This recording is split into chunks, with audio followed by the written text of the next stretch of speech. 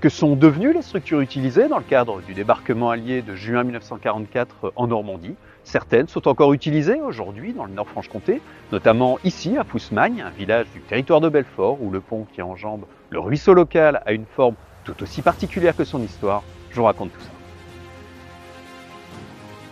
Le 6 juin 1944, les Alliés débarquent en Normandie. Une fois leur présence établie, malgré la défense nazie le long du fameux mur de l'Atlantique, ils assemblent deux ports artificiels. Le premier est construit à Saint-Laurent-sur-Mer, qui a été nommé Omaha Beach, et doit être utilisé par les Américains.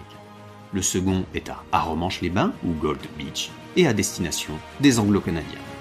Ceux-ci le surnomment Port Winston, en l'honneur de Winston Churchill, le Premier ministre anglais. Pour relier les ports aux plages, 15 km de voies flottantes sont nécessaires afin de permettre le déchargement en très grand nombre d'hommes et de matériel. Ces voies sont construites avec des éléments mesurant chacun 24 mètres et pesant 28 tonnes. Ils ont été remorqués à travers la Manche, puis assemblés sur place. Conçus par l'ingénieur britannique Alan Beckett, ils sont fabriqués en masse en Angleterre dès 1943 dans le cadre du projet Mulberry. Ces structures ont été baptisées baleines, whale en anglais, notamment pour leur forme rappelant le célèbre cétacé. Le 19 juin, une grosse tempête détruit le port artificiel d'Omaha Beach, mais celui d'Arromanches résiste tant bien que mal. 2,5 millions d'hommes, 500 000 véhicules et 4 millions de tonnes de matériel vont y transiter. Ces pontons ont donc joué un rôle clé dans la libération de la France, mais leur histoire dans l'Hexagone ne va pas s'arrêter là. Après 8 mois de fonctionnement, ces pontons n'ont plus d'utilité en Normandie. Ils sont vendus au gouvernement français.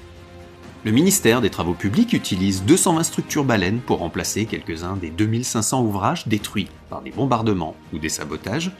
Partout dans l'Hexagone, mais aussi dans les colonies françaises, ils seront appelés ponts Arromanches ou passerelles d'Arromanches. Les structures installées par les Britanniques en juin 1944 afin de permettre le débarquement de matériel depuis les ports artificiels de Normandie ont eu une deuxième vie. C'est le cas ici à Chaux, l'un des deux villages terrifortains à aujourd'hui avoir encore en usage un pont venu d'Arromanches. Les structures dites Arromanches ont participé à reconstituer le réseau routier français au lendemain de la Seconde Guerre mondiale. Puis, au fil du temps, de nouveaux ponts plus larges et plus modernes sont construits et ceux bâtis avec les structures du débarquement sont démontés. Les fameuses baleines sont parfois réutilisées, exposées, mais plus souvent destinées à la ferraille. Seulement une dizaine de ces constructions sont encore en usage aujourd'hui sur des routes secondaires françaises.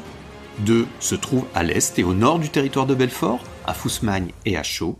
Dans ces villages, des ponts en pierre existaient pour enjamber la rivière Saint-Nicolas et la Savoureuse, mais ont été dynamités en novembre 1944 par les Allemands.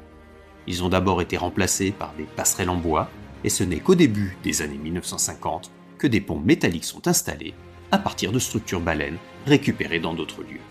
Celle qui arrive à Fousmagne était ainsi utilisée auparavant à Bourgogne. Une baleine pèse 28 tonnes et son transport n'est pas aisé. La structure métallique installée à Chaux a nécessité, en 1955, 2 grues de 10 tonnes prêtées par les usines Peugeot.